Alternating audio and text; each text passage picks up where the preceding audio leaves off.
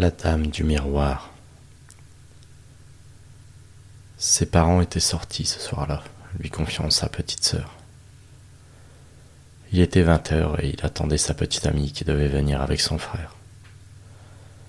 Elle avait dit à sa mère qu'elle allait chez des amis.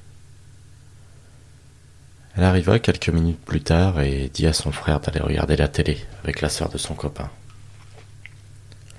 Ils attendaient ça depuis des mois. Être enfin tranquilles le soir d'Halloween.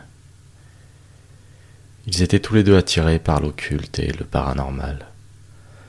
Alors pour cette soirée, ils avaient acheté une planche de Ouija et voulaient entrer en contact avec la dame du miroir. La dame du miroir était une légende locale. Une nuit du 31 octobre, à la fin du XVIIe siècle, les hommes de foi se seraient secrètement rassemblés dans la forêt qui borde le village pour y brûler une femme accusée de sorcellerie.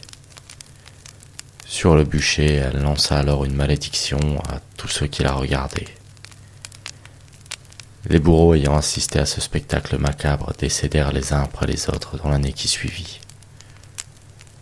La veille de leur mort, ils auraient tous rêvé de la sorcière portant un long voile noir, symbolisant le deuil de son humanité.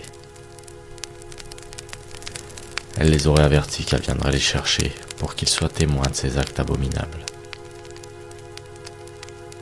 On raconte qu'aujourd'hui, si vous l'invoquez le soir d'Halloween, alors elle peut répondre à une seule de vos questions.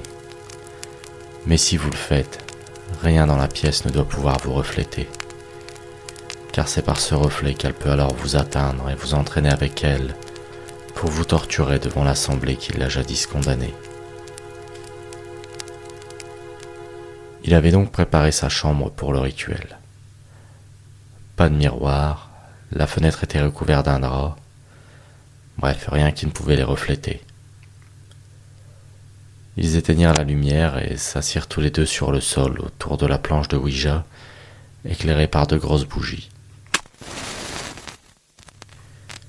Ils posèrent leur index sur la planchette et récitèrent. Toi qui fus traqué et brûlé dans la forêt, tu nous as maudits, et cette nuit nous t'appelons. Soudain, des voix s'élevèrent dans la pièce, et la planche se mit à trembler. Il sortit son téléphone pour filmer la scène lorsqu'il réalisa qu'il voyait son reflet sur l'écran. Et derrière lui se tenait la silhouette de la sorcière sous son long voile noir. Il jeta son téléphone et les voix s'arrêtèrent aussitôt. Il y eut quelques secondes de silence, puis ils entendirent les cris de leurs frères et sœurs venant du salon. Ils se précipitèrent leur demandant ce qui s'était passé, et sa petite sœur répondit qu'il regardait la télé lorsque tout s'est éteint brusquement.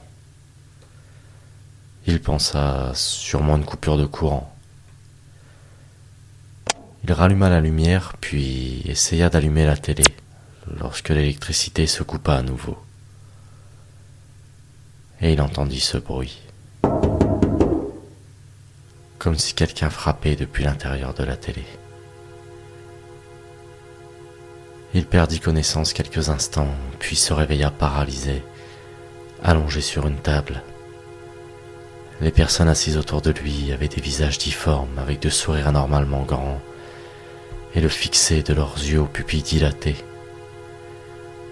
Debout sur la table à côté de lui, se tenait celle qu'il appelait la dame au miroir. Elle leva lentement son voile pour découvrir un visage des plus horribles, brûlé à certains endroits, laissant apparaître des lambeaux de chair. Malgré tout, ce visage avait quelque chose de familier. Il leva la tête et vit au bout de table une vieille télé au travers de laquelle le regardait sa petite amie, cachant les yeux des deux enfants. La sorcière se jeta alors sur lui pour lui dévorer la gorge. Alors qu'il sentait ses dents s'enfoncer dans sa chair, il entendit une dernière fois la voix de sa petite amie à travers la télé dire « Maman !»